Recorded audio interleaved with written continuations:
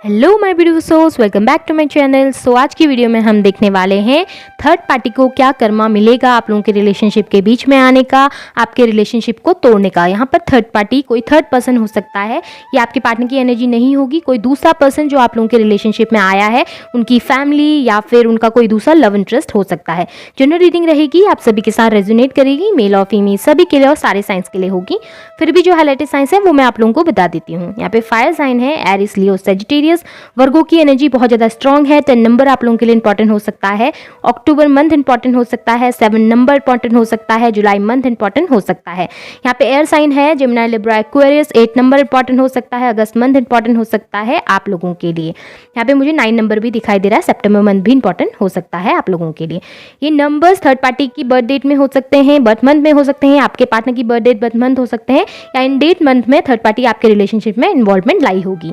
चलिए स्टार्ट करते हैं, देखते हैं क्या कर्मा मिलेगा थर्ड पार्टी को आपको हर्ट करने का, आपके रिलेशनशिप में इन्वॉल्वमेंट करने का।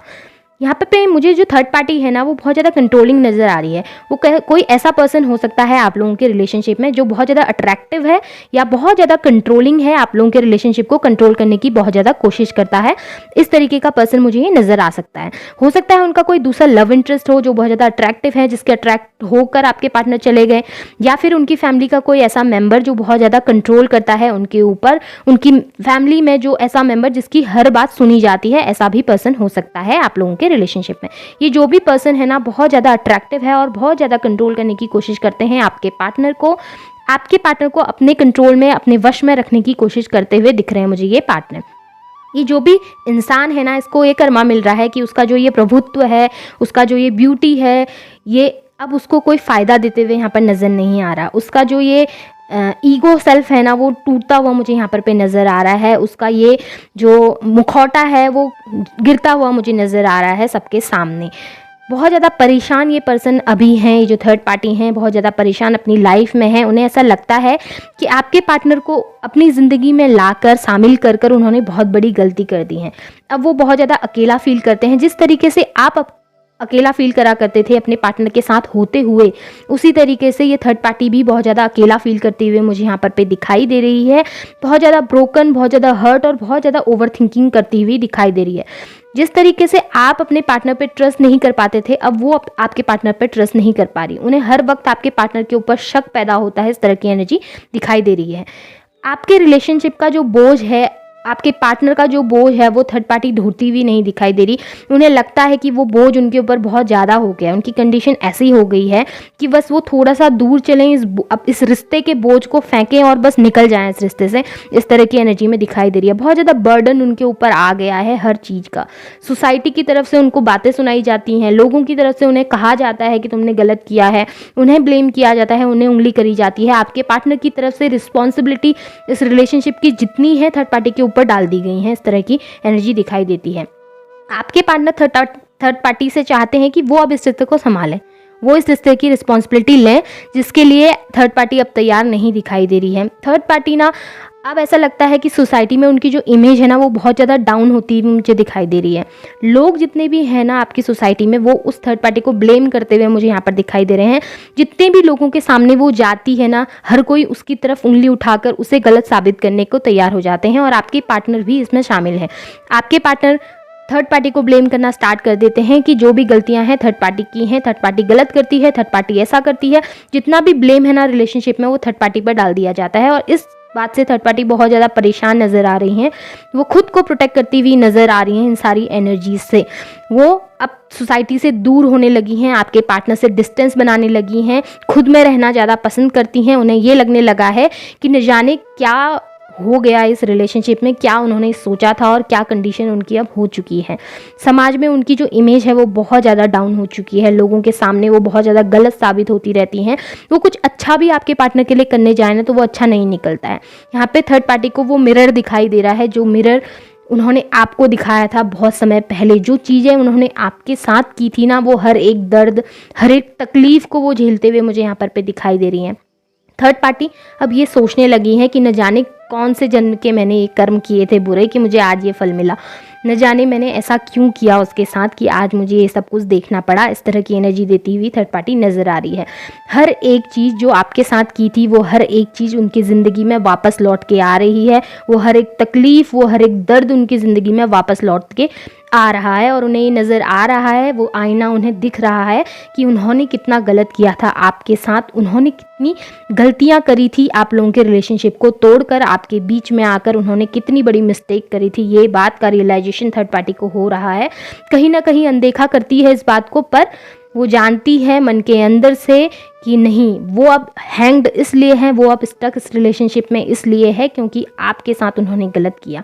अब न वो आपके पार्टनर को छोड़ पा रही हैं, न आपके पार्टनर के साथ रह पा रही हैं। उनकी कंडीशन ऐसी हो गई है कि अब वो आपके पार्टनर को छोड़ती हैं तो वो छोड़कर क्या करें, आगे कहाँ जाएं। और अगर वो नहीं छोड़ती हैं तो इस रिश्ते को कैसे निभाएं। ये रिश्ता उनके लिए इतना ज़्यादा बर्डन पैदा करने लग गया है, ये रिश्ता उनके ऊपर इतना बड़ा बोझ बन गया है कि अब थर्ड पार्टी आगे नहीं बढ़ पाती इस रिश्ते से, ना आगे बढ़ पा रही है, न इस रिश्ते में आगे बढ़ पा रही है, ना इस रिश्ते को छोड़ पा रही है। ऐसी कंडीशन थर्ड पार्टी की होते हुए दिखाई दे रही है। कोई भी फैसला लेने में सक्षम मुझे यहाँ पे नहीं दिखाई दे रही थर्ड पार्टी। जो ये थर्ड पार्टी है ना, जिस तरीके से आप रातों को रोया करते थे अपने पार्टनर के लिए, परेशान हुआ करते थे अपने पार्टनर के लिए, थर्ड पार्टी भी उसी तरीके से परेशान, उसी तरीके से रोती हुई दिखाई दे रही है मुझे यहाँ पर। रात रात भर वो सो नहीं पाती, खौफ में अपनी ज़िंदगी को जीती हुई मुझे यहाँ पर दिखाई दे रही है। रोशनी की वो जो एक किरण उनकी ज़िंदगी में दिखाई देती थी उनको, वो किरण भी आज अंधेरा बन गई है। इस तरह की एनर्जी देती हुई ये थर्ड पार्टी नज़र आ रही है। बहुत ज़्यादा परेशान, बहुत ज़्यादा डिप्रेशन में जाती हुई नज़र आ रही है, रोती हैं रात को अकेले बैठकर। इस तरह की एनर्जी दिखाई दे रही है थर्ड पार्टी की।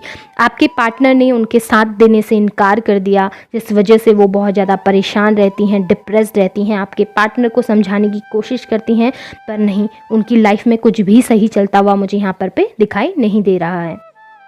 तो ये तो उनका कर्मा था। अब देख लेते हैं, इतना कर्मा मिलने के बाद, इतनी तकलीफ मिलने के बाद, क्या अब वो आपके सामने झुकने को तैयार हैं? क्या वो अब आपसे माफ़ी मांगेंगी इन फ्यूचर में, या आपके रिलेशन के बीच से चली जाएंगी?